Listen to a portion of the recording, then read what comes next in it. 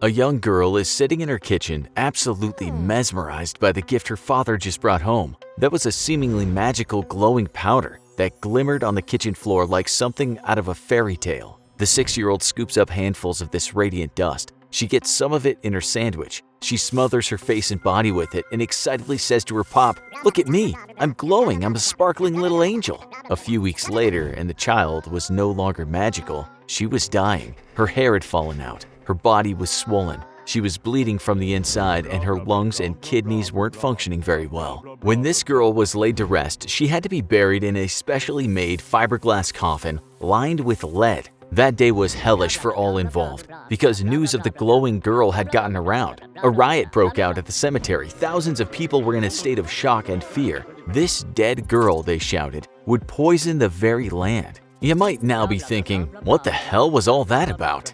This is the story of what's now called the Goiânia accident, or sometimes Brazil's Chernobyl. And now we'll take you back to the start. Goiânia is the capital city of the state of Goiás in central western Brazil. The city would become known for being home to one of the world's worst nuclear disasters, although the story still remains relatively unknown. In the fall of 1987, a couple of guys we might call scavengers, had found a source where they might find a bit of scrap to sell. This was an abandoned hospital, a veritable treasure trove for men down on their luck and experiencing hard times. Part of the hospital, when it was up and running, like most other hospitals in the world, had a radiotherapy department. If a patient needed this treatment, then of course the hospital needed a source of radiation. This is not the kind of thing that hospitals just leave lying around when they close up though. Or at least they shouldn't. Unfortunately for a lot of people, lying around in that hospital was a small canister made of steel and lead. The guys, named Roberto dos Santos Alves and Wagner Mota Pereira, snuck into the abandoned radiotherapy department and they discovered this mysterious canister.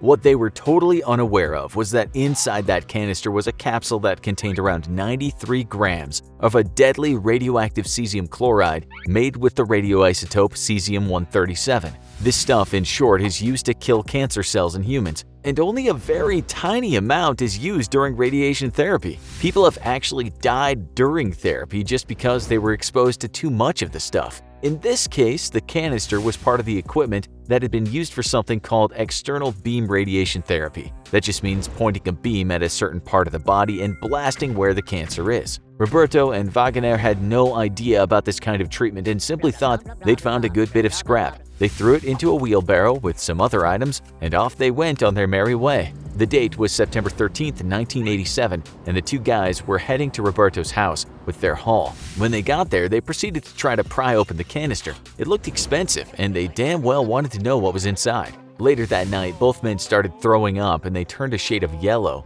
That didn't stop them though, and they fought with that canister into the night. The next day, Wagner got really dizzy and experienced severe diarrhea. He seemed to be the worst hit, but he only went to the hospital when his left hand swelled up and looked like a boxing glove. He ended up having to have a few of his fingers partially amputated, and he and Roberto felt ill for a while to come. The thing was, he had no idea that a hunk of metal and lead had caused the loss of the fingers. The doctors told him that he had a bad case of food poisoning. Word got back to Roberto about the food poisoning, and while he felt bad for his fingerless buddy, he kept hacking away at the canister. He eventually got into it, and unbeknownst to him, what he now held in his hand was the cesium capsule. That hand and arm would eventually be surgically removed, but much worse was to come. Before the amputation and before the painful blisters appeared on Roberto's arm, what he saw in that capsule was a spellbinding glowing blue powder. He wondered what it was and thought perhaps it was an explosive. That made sense in a way since the canister looked something like a bomb. He tried to ignite the stuff and nothing happened, and now feeling a little upset that all he discovered was a powder, albeit a magical fluorescent powder, he took all of his haul to another scrapyard and sold it. The owner of that yard was one Dever Alves Ferreira, a man whose life was about to change forever. Little did he know that he had purchased a time bomb that would lead him into a very unpleasant downward spiral. On the night of the purchase, he was walking around his scrapyard when he saw something awesome, something spooky, something otherworldly. Before his eyes, he witnessed a blue light lighting up the dark scrapyard, and it was being emitted by that chunk of metal he just bought. De Fer was far from a scientist, and what he thought he had on his hands was something related to the supernatural. He then got his 2 young junkyard employees to get more of the blue stuff out of the capsule. This job would turn out to be a fate worse than death. Excitedly, he brought that capsule and its glowing powder into the house. The next day, he got his friends round the house to witness this spectacular glowing dust. They loved it, and some of them took some of it home with them. Meanwhile, De Ver's wife, Gabriella, was starting to feel rather unwell. No one, of course, thought it was anything to do with the glowing dust, and so De Ver sold a bit of the stuff to his brother, Ivo. What was left of the dust and the bounty from the scrapyard was sold to yet another scrapyard, and by this time, Ivo was already playing around with the blue dust. He brought the beast into his own home and spread some of it around on the kitchen floor. This was when his 6-year-old daughter, Leide das Neves Ferreira, became overwhelmed with excitement and started throwing the magical dust around and applying it to her body. She saw some of it get into her sandwich, and thinking it was probably harmless, she just ate it. That would turn out to be the biggest mistake in her life. Another person there put his finger into the dust and started drawing on his chest. That finger, as you probably now know, stood little chance of staying attached to the man's body. Meanwhile, Gabriella noticed that she wasn't the only one feeling really ill. It seemed to her that anyone who had come into contact with that magical dust was falling ill. She was the first person to put 2 and 2 together, and she put the canister and the capsule into a plastic bag and headed to the local hospital. Soon a physicist was on the job, and he had the equipment to measure radiation. He pretty much knew what he was looking at and soon discovered that the scrap haul was emitting very dangerous levels of radiation. What happened next was what you might call the beginning of a national disaster. The local and national government were called, and radiation experts turned up at those scrapyards, the hospital, and all the people's houses that had been exposed to the radiation.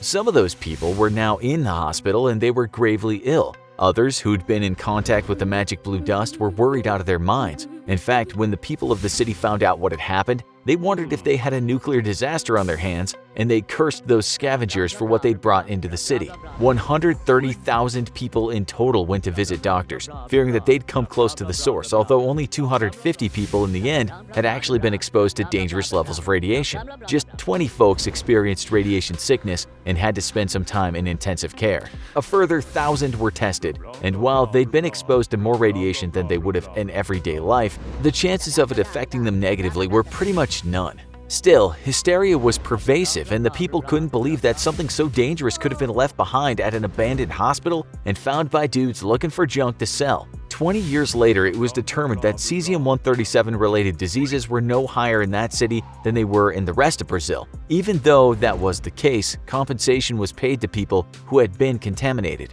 In fact, the hysteria got so much that Goiânia became associated with radiation, and many people stopped visiting there. Products made in the city were also shunned by outsiders, since people feared that what came out of Goiânia had to be contaminated. This turned out to be quite the overreaction. But what about those who discovered the stuff? What was their fate? Well, they couldn't exactly go home. During the cleanup operation, it was discovered that massive amounts of radiation were at the houses and the junkyards of the people who played with the blue dust. Those houses were demolished, and the area around the junkyard was sectioned off. Another 42 houses in the area close to those yards were also demolished. The people who lived in the houses, of course, had to move around before they knew about the reality of the blue dust, and so the radiation spread to vehicles. 14 cars had been contaminated and had to be destroyed or decontaminated, and 3 buses were found to have been exposed to high amounts of radiation. 5 pigs were also contaminated, but we can't tell you what their fate was. We guess it involved the trip to the incinerator. Acid and Prussian blue was used to decontaminate the surfaces, and the latter was also used in an attempt to decontaminate affected people. The problem was, some of the victims, as you know, had literally covered themselves in the stuff, and that unfortunate girl had even eaten some. As you all know, she died a horrible death, and her funeral caused a riot. Even though her body was encased so the radiation would never spread to the soil, local folks were not happy about the girl being laid to rest near their patch of land. So what about the 2 guys who first found the canister? Roberto and Wagner? Well, from what we can see, besides some missing fingers and a lost arm, those guys were okay. It was the 2 De Veijer families and the workers at the De Veijer junkyard who were the biggest victims. Some people who had visited the house to watch the spectacle of carnival glitter suffered radiation burns, and some folks who dipped their fingers into the dust lost those fingers. 2 workers, sadly just aged 18 and 22 in the De Veijer junkyard, died of internal hemorrhaging and other health problems a month after playing with the dust. As for Mr. de Valliere himself, well, he surprisingly survived the ordeal. His wife Gabriella soon lost her hair, and in weeks after her exposure, she began bleeding from the inside. About a month after she messed around with the magic dust, Gabriella's body and mind were devastated by the radiation, and she died. As for de Valliere and Ivo Ferreira, the two brothers, it was unusual that they survived even though they'd been exposed to such high radiation doses. We say survived, but you can only imagine what their lives were like after that. Not only did they mourn for the people who had died, but most of Brazil had painted them as idiots and killers. They became outcasts, pariahs of the streets of Goiânia, and no one wanted to go near them, and no one wanted to communicate with them. De Valliere fell into despair and started drinking heavily, and consequently he died of cirrhosis, still a fairly young man. Ivo lasted longer, but his depression led to ill health and he also died prematurely. Even though the story has been compared to the Chernobyl disaster, it wasn't anywhere near as big. The Chernobyl cleanup operation was so much larger and the spread of various radioactive contaminants was far more wide-reaching. The stories are not really comparable. Brazil's accident was fairly easy to contain. The story is just outstanding because of the negligence involved and the fact that the country was put into a state of fear because of a few people that wanted some extra cash for junk. Now go watch these two shows, How I Survived Chernobyl and What Caused the Catastrophic Nuclear Accident in Chernobyl.